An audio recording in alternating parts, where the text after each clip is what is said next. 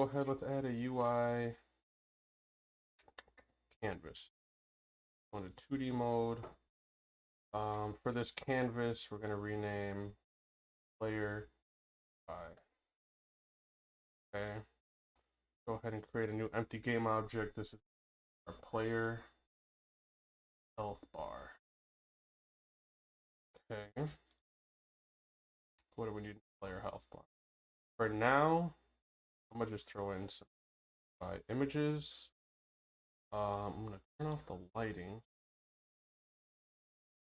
This is gonna be down here.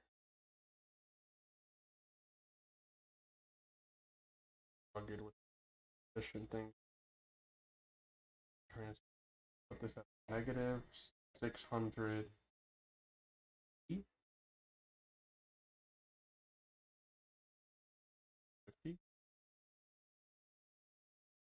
445. That at 100. I think that should be good. And then for now, I'll just set the anchoring to bottom right. Okay. Image. I'm gonna call this background. Good. I guess inside of here. For now, put another UI image. That's it. Something. Set this.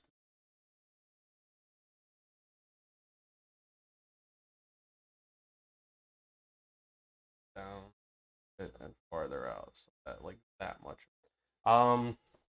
Pretty straightforward. Player stats. All we're gonna want to have is a float for our maximum and a float for our current health. The reason I want to make a float for the maximum, I might implement some sort of upgrading system so that every run of the game you would have different skills. I might. That's why I did this early on, planting the seed, see if it grows. But as soon as the game starts, we're just going to set the player's health to be 100, basically.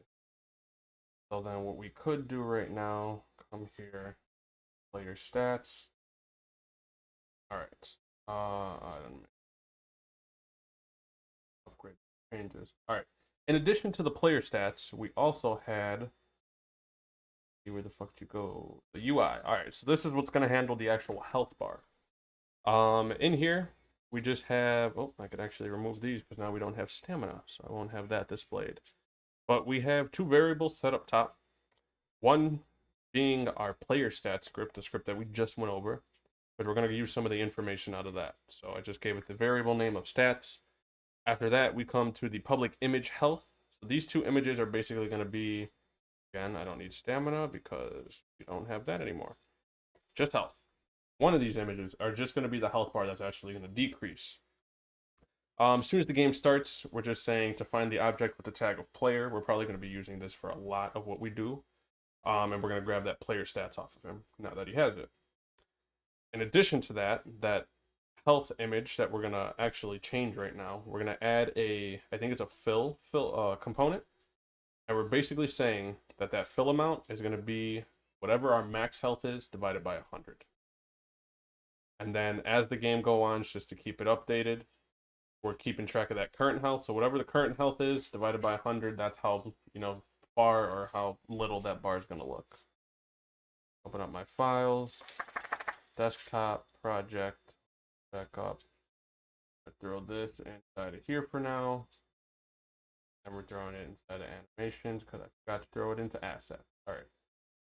So we have this. We can convert it to a 2D and UI usable item. Come on down to our health bar. Change this. Square. White square. Nice. There we go. Now it's full. Now that health bar will go down a lot smoother. So then we'll see this in action right now too. What else? Player UI. So let's open up that canvas. Health bar. And then we will add player UI to it. Health bar will be that. Now we should be able to test this properly. That's where those lines where it like automatically applies in the code, that's where those come in handy. You just threw that through simple tags.